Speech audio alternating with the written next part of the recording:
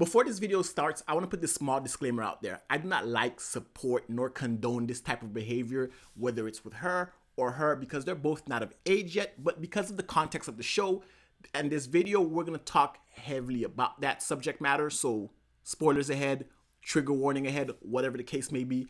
But I'm kind of going to go hard for this marriage pairing right here. And it's kind of weird, but bear with me. So on today's video, we're going to be discussing episode 2 of House of the Dragon, mainly the battle of the 3 potential queens, because this episode focuses mainly on 3 women, girls, who one day could become Queen of Westeros. We have Laena Velaryon, Rhaenyra Targaryen, and Alicent Hightower. All 3 of these girls are, by the start of this episode, potentially in line for the throne to become Queen of Westeros, whether through marriage or by being the rightful heir. But of course, if your name is Viserys and you're a Targaryen, you're an idiot. But before we dive deep into each of these girls and their proper cases for what should happen, I kind of want to cover Corlys Velaryon just a little bit, because throughout this episode we see the intimidation factor that he has over King Viserys, and we see just how powerful he is. He worked his way up there, married the potential heir to the throne, didn't become queen, had the king skip him over, and now he's presenting his daughter Laena Velaryon to marry the king, and therefore he can finally have the Iron Throne in his family. But Laena is 12 years old, and you see that through her dialogue with the king. They're walking through the garden, they're talking about dragons, and throughout the conversation between Laena and King Viserys, you can clearly see that she is a child, obsessed with dragons, dragon earrings, dragon necklace, and you can see the disconnect between her and the king. However, she does make the most suitable match for him. She is by far the best candidate out of all of them. Not only does she have Targaryen blood via her mother, she also has the backing of Corlys Velaryon, the most powerful fleet in the world at the time. And if the king marries her, you create the most powerful house Westeros has seen thus far. You have the skies with your dragons, you have the ships, you have the money, you have the backing. Everyone in this episode supports this marriage. Even Rhaenyra supports this marriage, because Laena's gonna give you Targaryen children when she comes of age, of course. Not now, but when she comes of age, and you'll have the backing of Corlys. But the king, I don't know what to say about him. He's scorned Corlys yet again. This is arguably like the 3rd time in 2 episodes that he's pretty much figuratively spat on Corlys' face and kind of shitted on House Velaryon, while they're trying to support him as best as they can, and they would be his biggest supporters. But she's 12. Like, I understand all the hullabaloo about it all, but she's 12, which I understand that from the king's perspective. But my guy, this is about duty, not about love. This is so weird talking about waiting for her to come of age so you can do what you need to do. It's kind of blurring the lines of things that I'm comfortable discussing, because she's just a little girl. But with that being said, we have to understand the political alliance that this would form and the power that they would have, because in this episode we were also introduced, or we were also made to remember just how powerful dragons were, especially on that one scene where Daemon and Otto had that standoff, which was arguably the best scene in the entire episode. And of course, in this world, if you have a dragon, you reign supreme, which is why I kind of find it difficult to relate to King Viserys, because ultimately, you have dragon power. Rhaenyra even said that early in this episode. A show of force is just having your dragons fly over a city and let the people know we don't play that. I don't understand why they aren't flexing the power of the dragon more. That's kind of why his reign is the way it is, because he doesn't like dragons as established in the 1st episode. And that's kind of like, bruh, if I have dragons, there is no army in this world that's gonna step to me. No one's gonna think they can outmaneuver me. I have weapons of mass destruction. But that's not what he cares about. I think that King Viserys is more of a peaceful man, more of a loving man. However, by the end of the episode, we know Corlys goes to see Daemon, and Daemon is the rightful heir according to Daemon. And Corlys is not a man that's going to take things lying down. You see him creating this alliance with Daemon. Daemon's looking for another wife because he doesn't like his actual wife.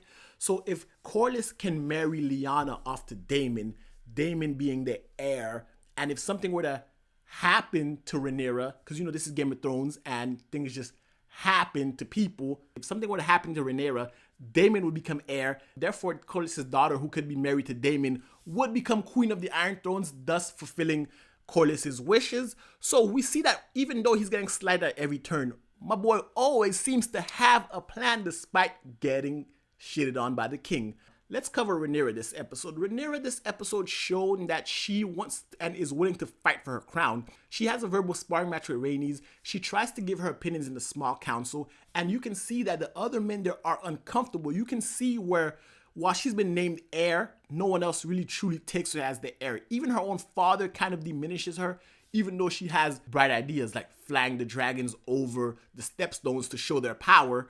And she also takes her dragon, flies the dragonstone, she retrieves the egg from Daemon, something that the hand could not accomplish. She's actually starting to grow into a capable leader if the men around her would let her blossom. So we could see how Rhaenyra's reign is not going to be smooth, or the transition of power is not going to happen because no one takes her seriously, being the fact that she's a girl. So you can see how this world isn't ready for that next step. And then we have Alicent Hightower. Oh, Alicent. I don't buy this shy girl innocent act from her. I think she has got to be the biggest snake in this show. And that says a lot because they call Corlys the sea snake, yet she and her father are playing the king like a fiddle. When she brought him that little dragon figurine that she had the stonemasons fix, I knew what time it was. She's playing the king. She's playing Rhaenyra, which is where I really have the problem with. Rhaenyra is your best friend. You guys are two 15-year-old friends. You're sweet talking her dad behind her back, and you're positioning yourself to become queen. I understand your father sent you. You're not doing this out of like duty only. You actually see power ahead of you, and you see yourself as queen. You had no rights or no pathway to the Iron Throne, but now you have inside information on both. So she's playing Rhaenyra, she's playing King Viserys because she's the middleman, but she's acting like she's not really talking to either of them about each other while she's gathering information. And she knows Rhaenyra wants to be queen and wants to be taken seriously. And what do? You go see her father in the middle of the night. And she's been doing this for the past 6 months because the second episode takes place 6 months after the first. So she's been laying the groundworks, finessing the dad for 6 months now, establishing herself as his potential love interest, while her friend is grieving the loss of her mother. They went to the equivalent of a church, got on their knees, and she consoled Rhaenyra about her mother while she's trying to take the mother's man. Can we talk about conniving? But this episode reminds us that this is set in Westeros. This is set in the world of Game of Thrones, because this episode is a battle for the throne. There was no actual combat, but you could see the machinations are working. You can see that everyone here is working on their ends. Everyone is positioning themselves for the throne.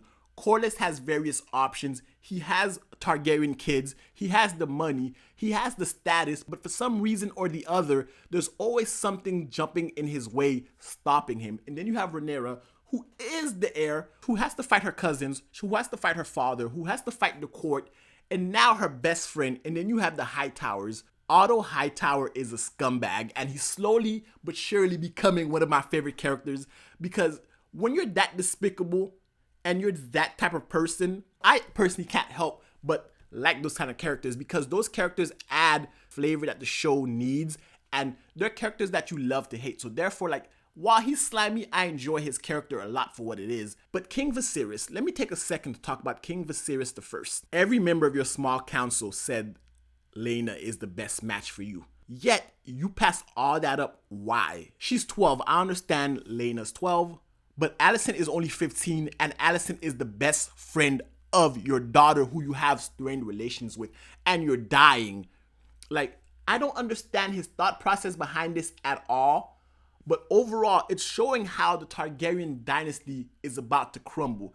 Because Viserys is, I don't want to say an idiot because he's no fool, but Viserys is one of those kings who isn't strong enough to be king. Daemon said that himself this episode. He's weak last episode, and he's not good at being king. He was never even supposed to be king. Like, I feel like Viserys showed up to the Great Council when they were choosing the heir, and everyone thought it was going to be Rhaenys, and they passed it to Viserys, and he's like, oh, I'm king? Oh shit, like it legit fell onto his lap, and he doesn't know what to do with it, which kind of tips over to Daemon, because if Viserys was never supposed to be king, Daemon was never supposed to be heir. I've never seen people who just had the crown fall on their lap be this way before. And Daemon as a character this episode, I actually like Daemon. To me, Daemon comes off as a spoiled brat. Like, he stole the egg, made a whole huff and puff just to give it back and storm off. The girl wasn't pregnant. He wasn't with child. He wasn't about to get married. None of that. He's just being petty, and I love that level of pettiness from his character. So, but now we see the groundworks of how the Civil War is going to start. It starts off with House Targaryen sliding at every chance they get their oldest allies, the Velaryons. You see the Hightowers' machinations. You see how they're diminishing Rhaenyra's role. And you see how Daemon is becoming more impatient with his role. So overall, this episode was very weird when it came to like marriage traditions and underage people at the time. But it also sets the roots and the foundations for the Game of Thrones, the battle for the Iron Throne. And you know, like the great Cersei once said, when you play the Game of Thrones, you win or you die. So that's it for today's video. I'd love to hear your feedback in the comment section below. And guys, if you like this video, give it a thumbs up, hit the subscribe button, and until next time, binge on.